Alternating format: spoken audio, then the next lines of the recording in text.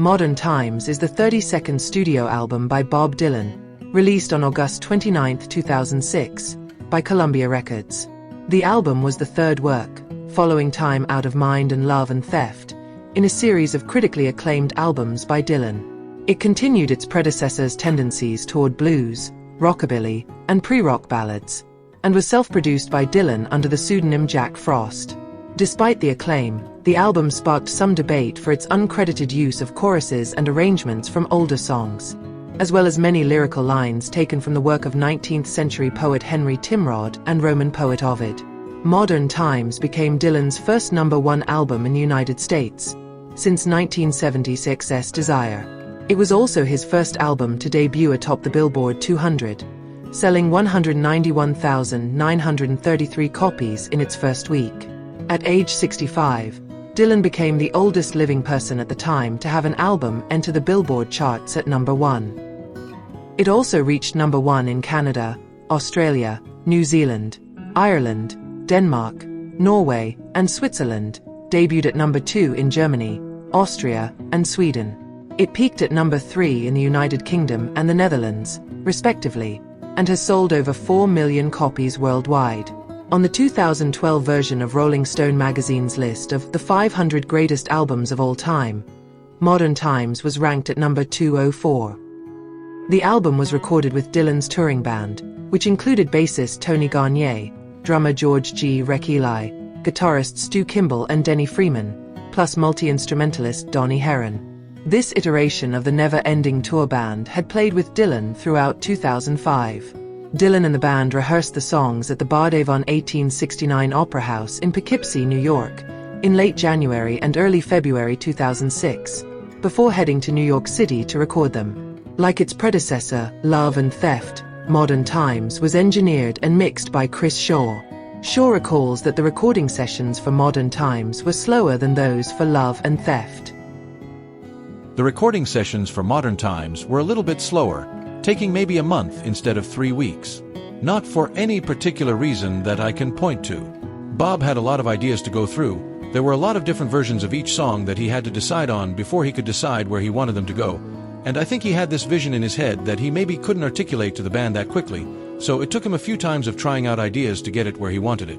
And I think he had to deal with a lot more lyric writing. Denny Freeman remembers the sessions as difficult, although he doesn't think this is apparent when listening to the album. Modern Times was a difficult challenge for me. We were feeling our way around the pitch and it seemed like everything was going very slowly, trying to find the songs. Listening to it, I think it's a very coherent album, musically and lyrically, and simple, in a good way.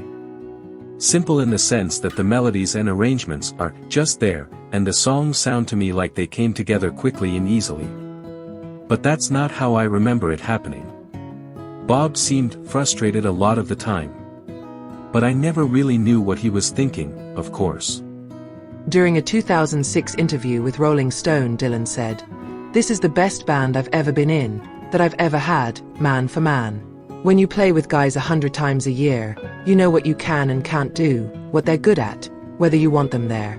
It takes a long time to find a band of individual musicians. Most bands are gangs. Whether it's a metal group or a pop rock group, whatever, you have that gang mentality. But for those of us who went further back, gangs were the mob. The gang wasn't what anyone aspired to. On this record, Modern Times, I didn't have anyone to teach. Now I've got guys in my band, they can improvise anything, they surprise even me." Although the album was marketed as the third part of a conceptual trilogy that began in 1997 with Time Out of Mind, Dylan himself rejected the idea.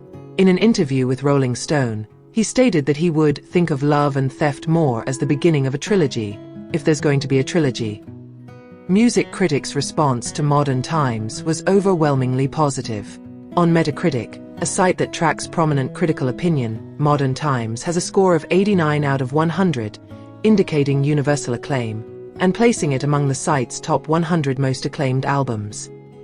In a 5-star review, Rolling Stone critic Joe Levy called the album Dylan's third consecutive masterpiece, while Nick Hasted of Uncut called it a bold, direct sequel to Love and Theft. Writing for Blender, Robert Christgau described it as startling and radiating the observant calm of old masters who've seen enough life to be ready for anything. Slate's Jody Rosen agreed, calling Modern Times a better album than Time Out of Mind and even the majestic Love and Theft, which in my opinion makes it Dylan's best since Blood on the Track. The album was also credited for original blues and folk rock music that critics said was hard to listen to these days. Alexis Petrie Diss of The Guardian, while enjoying Modern Times, felt it was not one of those infrequent, unambiguously fantastic Dylan albums, and ridiculed the abundant praise heaped on the album, writing, "It's hard to listen to the music of Modern Times over the inevitable standing ovation and thuds of middle-aged critics fainting in amazement." The album also topped Rolling Stone magazine's list of the 50 best albums of 2006, and was later ranked number 8 on the magazine's list of the 100 best albums of the 2000s. At the 49th Grammy Awards in 2007, Dylan won the Grammy Award for Best Contemporary Folk/Americana Album for Modern Times and the Grammy Award for Best Rock Solo Vocal Performance for the song Someday Baby. In a 2020 list of the 10 best Bob Dylan albums, published in Far Out magazine, Modern Times ranked it 10th. An article accompanying the list described the album. Not limiting himself to one genre or style, Dylan explores a plethora of blues, country, and rock songs, offering his audiences the chance to hear the indigenous stories behind the music. Dylan weaves the songs into a much more modern thread, but is still able to weave them into the tapestry of country. Track list. Thunder on the Mountain. Thunder on the mountain and as far as the moon. The ruckus in the alley and the sun will be here soon. Spirit on the Water. Spirit on the water. Darkness on the face of the deep. Rollin' and Tumblin'. I rolled and I tumbled, I cried the whole night long. When the Deal Goes Down. In the still of the night, in the world's ancient. Someday Baby. Someday, baby, you ain't gonna work for me anymore. Working Man's Blues No. 2. There's an evening haze settling over town, starlight by the edge of the creek. Beyond the Horizon. Beyond the horizon, behind the sun. Nettie Moore. Blues this morning falling down like hail. Gonna leave.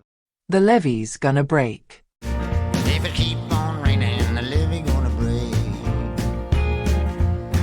If it keep on, Ain't Talking. someone hits me from behind.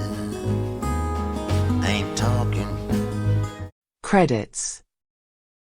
Musicians: Bob Dylan, vocals, guitar, harmonica, piano; Denny Freeman, guitar; Tony Garnier, bass guitar, cello, upright bass; Donnie Heron, steel guitar, violin, viola, mandolin; Stu Kimball, guitar; George G. Reckeli, drums, percussion.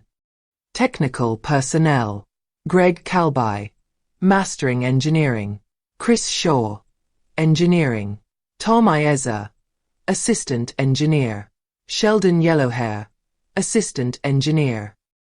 Thanks for watching the video. If you liked it, please comment, like, share, and subscribe. See you next time.